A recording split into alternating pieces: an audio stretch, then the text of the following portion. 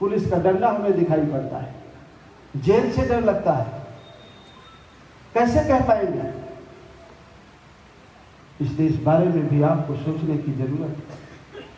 और एक चीज मैं और कहूं, जो मैं अक्सर आप लोगों से कहता हूं कि हमारे और हमारे बच्चों की लड़ाई कोई और नहीं लड़ेगा।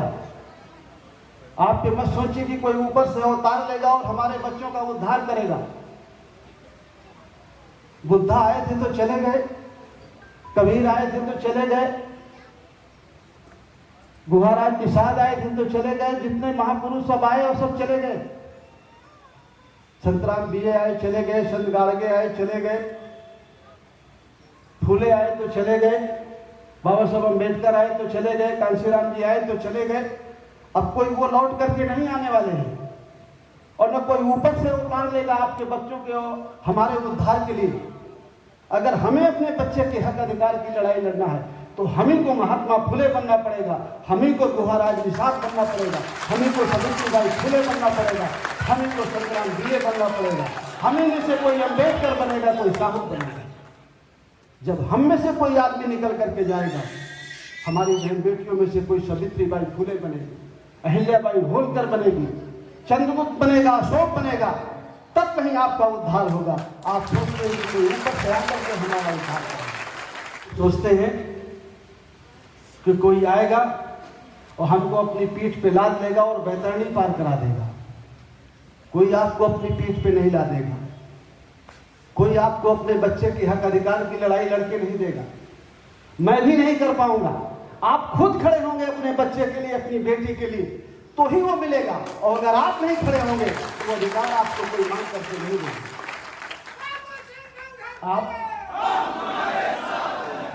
आप अगर चाहते हैं कि हमारे बच्चे का भविष्य अच्छा हो, हमारी बेटी का भविष्य अच्छा हो, तो आपको जागरूक होना होगा, इकट्ठा होना पड़ेगा और ये सोचना होगा कि अधिकार छीन कौन रहा है। क्या 4 साल 5 साल में जो वोट पड़ता है, जिनको हम वोट देकर के जिताते हैं, क्या उनसे कुछ हित होता है? वो चाहे तो हमारा हित होता है, वो चाहे तो हमारा नुकसान होता है। ये चीज आपको सोचना बहुत जरूरी है। जब तक आप ये बात नहीं समझेंगे अच्छी तरह से, तब तक तो आपका वोट हर चुनाव में गाय माता के नाम पर, शराब की बोतल पर, भगवान का घर बनाने पर, भारत पाकिस्तान पर, साड़ी ब्लाउज पर, गैस सिलेंडर पर, कॉलोनी पर, शौचालय पर आपका वोट जाएगा। जिस दिन आप ये जान जाएंगे अच्छी तरह से कि जिसको वोट देते हैं वो हमारा और हमारे बच्चे का भाग विधाता है, उस दिन आपसे गलती नहीं होगी, उस दिन आप सही फैसला करेंगे।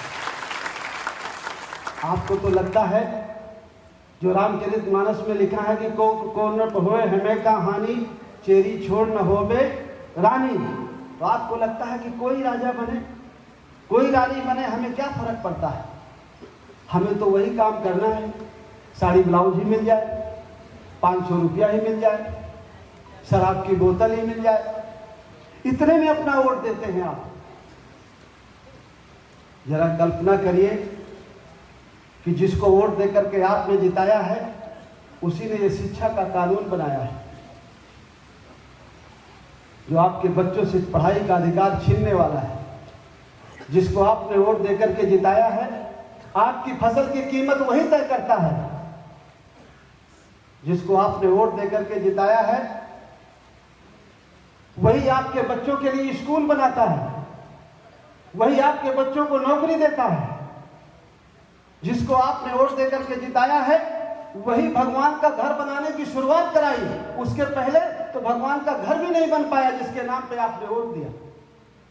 जिसको वोट देकर के जिताया, उसी ने जब चाहा तो घर बनना शुरू किया। जिसको वोट देते हैं उसके बारे में सोचिए कि उसमें ताकत है या नहीं। जब तक आपके दिमाग में नहीं बैठेगी कि जिसको हम वोट देकर के जिताते हैं, क्या वो साड़ी ब्लाउज भर दे सकता है, क्या वो कॉलोनी भर दे सकता है, 5 किलो अनाज दे सकता है, क्या हमारा जीवन इतने में कट जाएगा? हमको भी कॉलोनी मिल गई, गैस सिलेंडर मिल गया, हमारे बच्चे को भी मिल जाएगी, फिर उसके बच्चे को मिल जाएगी, हमारा जीवन इसी में गुजर जाएगा। हम नहीं चाहते कि हमारा बच्चा भी पढ़े, वो भी डॉक्टर बने, वो भी इंजीनियर बने, वो भी कलेक्टर बने, वो भी थाने में जाए, वो भी सीओ बने। क्या हम ये नहीं चाहते? चाहते हैं या नहीं चाहते हैं? और अगर चाहते हैं तो फिर उनसे कुछ सीखिए, कुछ नकल करिए। कैसे वो कर पाते हैं ये? अगर ये सीखना शुरू कर दे, समझना शुरू कर दे। कैसे थाने वाला आपकी नहीं सुनता, उनकी सुनता है? कैसे जिले का कलेक्टर उनकी सुनता है, आपकी नहीं सुनता? क्यों नहीं सुनता और किसकी सुनता है? जरा ध्यान से देखो, जिसको वोट देकर के जिताते हो उसी की सुनता है क्या? कलेक्टर उसी की सुनता है क्या जिसको वोट देकर के जिताते हो? वो कॉलोनी, वो गैस चूल्हा, वो 6,000 रुपया क्या वही लोग देते हैं क्या जिसको वोट देकर के जिताते हो? या संगम नहाने से मिल जाता है? कौन देता है? जहां आरती उतारती है, नरियल वरियल लेके जाती है, वहां से मिलता है कि जिसको वोट से जिताते हैं वो देता है। अगर ये सारी चीजें अच्छी तरह से समझ में आ जाए तो फिर फैसला गलत नहीं होगा, फिर सही होगा। और जिस दिन तक ये बात समझ में नहीं आएगी तो आप समझेंगे कि यार ऐसा ही है, चुनाव आता है और चला जाता है। चुनाव जब होता है तो पैसा कितना पानी की तरह बहाया जाता है।